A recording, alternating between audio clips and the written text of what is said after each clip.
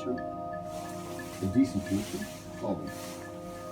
Okay? We can make it happen. Traités comme des esclaves, de jeunes Nigérianes, souvent mineures, sont matés par des réseaux ultra-violents et finissent exploités à Bruxelles.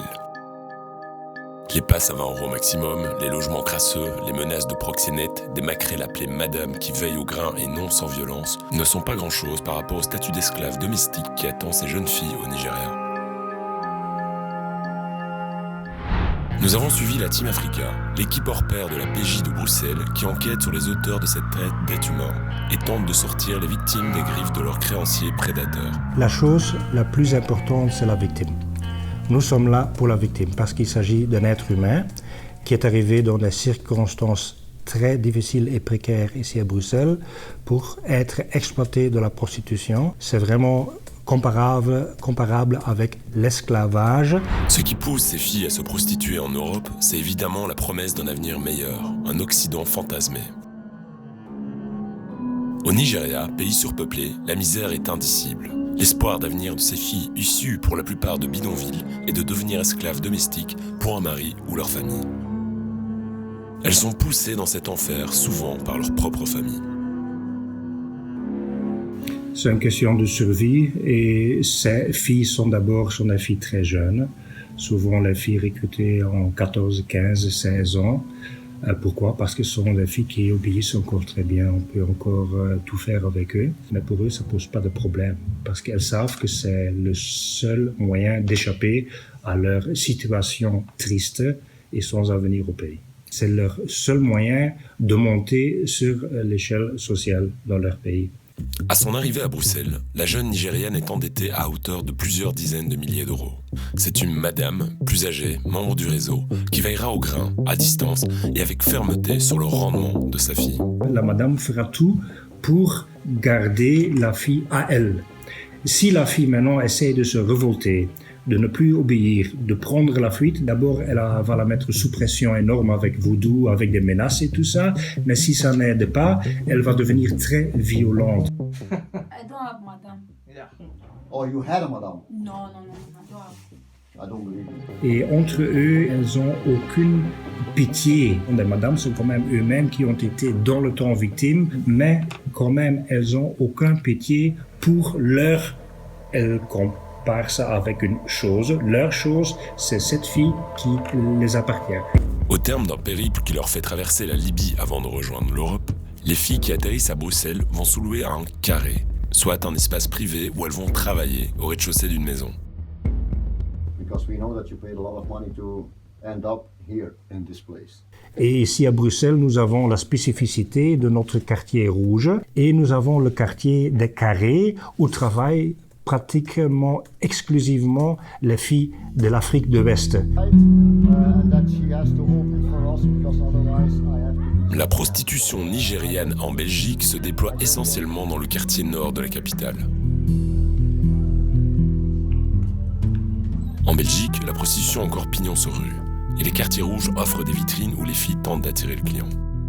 Cette visibilité de la prostitution en Belgique, contrairement à ce qui se passe en France ou en Scandinavie par exemple, facilite en partie le travail des enquêteurs.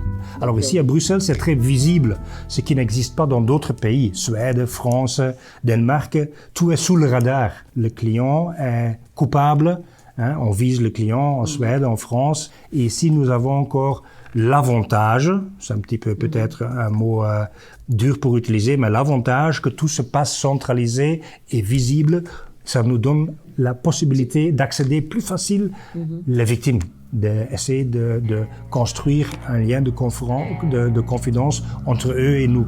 Quand les enquêteurs de l'équipe Afrique débarquent la nuit dans le quartier nord, entre la rue des Plantes et la rue de Linné, ils sont reconnus très vite. Les volets tombent devant les vitrines et les filles se planquent à la vitesse de l'éclair.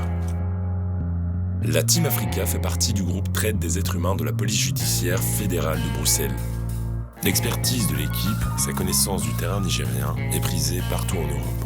Nous avons eu la possibilité dans le temps d'organiser une équipe qui allait s'occuper spécifiquement sur cette prostitution nigériane. Et dans d'autres pays, qu'est-ce qu'ils ont fait? Ils se sont pas concentrés uniquement sur le phénomène nigérian, mais nous avons vite compris que si on veut avoir des bons résultats, des beaux résultats dans ce phénomène là-bas, il faut vraiment une connaissance profonde.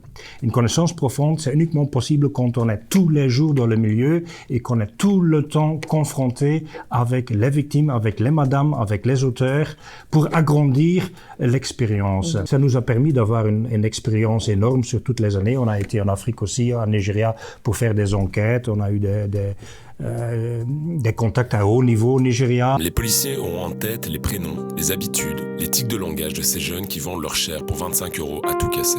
Un nouveau visage dans une vitrine, c'est une fille qui vient de débarquer. So we are not the bad boys, all right? If you want to get out, call us. We're going to give you our number, call me, all right? Avec des questions directes, les policiers privilégient l'écoute et la psychologie. I don't have madam. Yeah. Oh, you had a madam. No, no, no, I don't have. I don't believe you. Truth, I don't have. Believe me. Don't have or You don't know, have anymore? you know what they say in Edo? Yeah. Etohoge. I didn't do that. Tevata, tevata, The tevata. Jim Jimmy. is funny. Hey, Jimmy. Jimmy is very funny. He's very Zeg maar. funny man. Ensemble, dans une forme de chorégraphie bien huilée, ils s'emploient à cuisiner les filles. Notre approche, c'est qu'on essaye d'abord faire le nécessaire pour que la fille nous voie régulièrement. Parler avec elle le plus possible pour qu'elle s'aperçoive du fait que nous avons une connaissance spécifique du milieu nigérien. On essaye de la expliquer qu'on peut faire quelque chose pour elle, qu'on a des connaissances au Nigeria, qu'on a déjà été au Nigeria, qu'on connaît tout de leur système d'exploitation, que nous sommes tout à fait au courant du fait qu'elle a un madame, même si elle va le nier à mort, que nous savons qu'elle doit payer et qu'il n'y a qu'une seule ou quelques personnes qui peuvent l'aider ici en Europe et que ça c'est nous. La notion de majorité ou de violence n'impressionne pas les filles.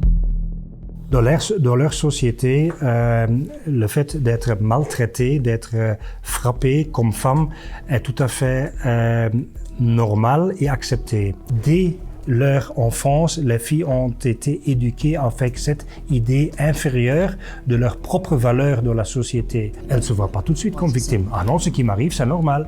Et oui, on m'a battu parce que j'ai pas obéi, c'est vrai. Parce que je voulais plus payer, c'est normal. Ces jeunes filles sont muselées par une forme de terrorisme vaudou. Avant leur départ du pays, elles passent par une cérémonie implacable. Au cours d'une séance sacrée, le prêtre récolte des petits bouts de leur corps. Mèches de cheveux, rognures d'ongles, liquide menstruel.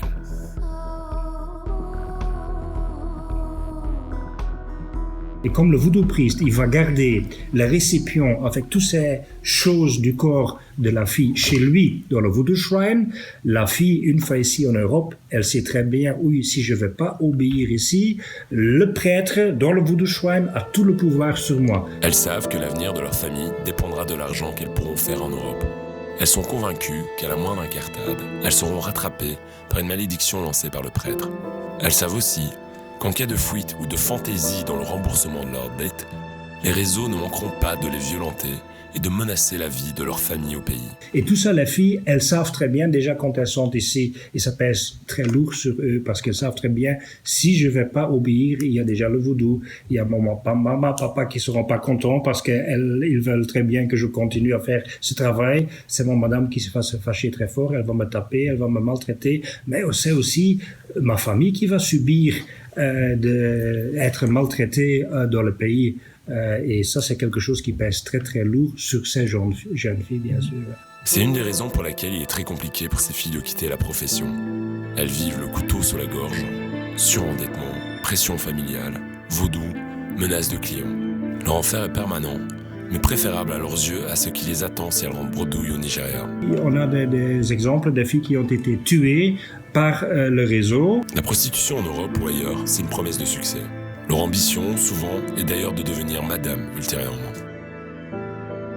Pourtant, des succès, les enquêteurs de l'équipe Afrique en ont connu quelques-uns. Des filles qui ont quitté la prostitution et ont réussi à s'en sortir grâce à l'appui des ONG dédiées à cette cause en Belgique. Mais les réseaux nigériens, parmi les plus violents du monde, sont tentaculaires. En Italie, dans la prostitution, ils ont réussi à dominer la mafia calabraise, confirme Jimmy, chef de la Team Africa. Il reste du pain sur la planche des enquêteurs belges qui ont déjà à leur actif une série de succès.